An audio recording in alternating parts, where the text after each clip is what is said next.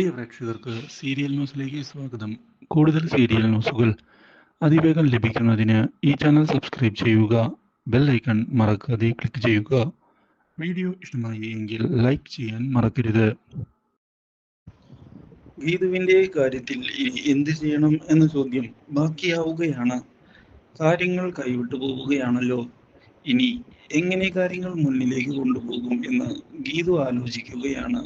ലോകകപ്പിലുള്ള ഗോവിന്ദിനെ രക്ഷിക്കാനുള്ള ശ്രമവും മുന്നിലേക്ക് കൊണ്ടുപോകുമ്പോഴാണ് ഇതെല്ലാം ഒരു നാടകമാണ് എന്നുള്ള കാര്യം ഗീതു അറിയുന്നത്.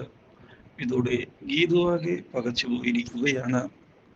ഇതിനെല്ലാം പിന്നിൽ കൃത്യമായ പ്ലാനിംഗ് കൊണ്ട് ഗീതു.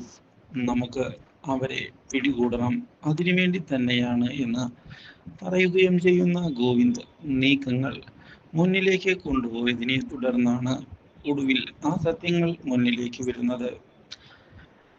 ഭാസ്കരനെയും അനാർക്കലിയെയും പിടികൂടിയിരിക്കുകയാണ് ജയിലിൽ വെച്ച്. ഇതേ തുടർന്ന് ലോകകപ്പിലേക്ക് മാറ്റുന്ന അവരോട് സത്യങ്ങൾ വ്യക്തമാക്കാൻ പറയാൻ ആവശ്യപ്പെടുന്നു. പക്ഷേ ഇരുവരും തയ്യാറാകുന്നില്ല.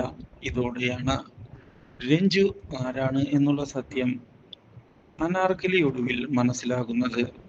തൻ്റെ സ്വന്തം മോളാണ് രഞ്ജു എന്നും അവളെ വിജയലക്ഷ്മി വളർത്തിയെടുത്ത് വലുതാക്കുകയായിരുന്നു എന്നുള്ള കാര്യവും അറിഞ്ഞതിനെ തുടർന്ന് അനാർക്കലിയാകെ തകർന്നു പോവുകയും ഒടുവിൽ മാപ്പ് പറയുന്നതിന് തയ്യാറാവുകയും ചെയ്തിരിക്കുകയാണ്.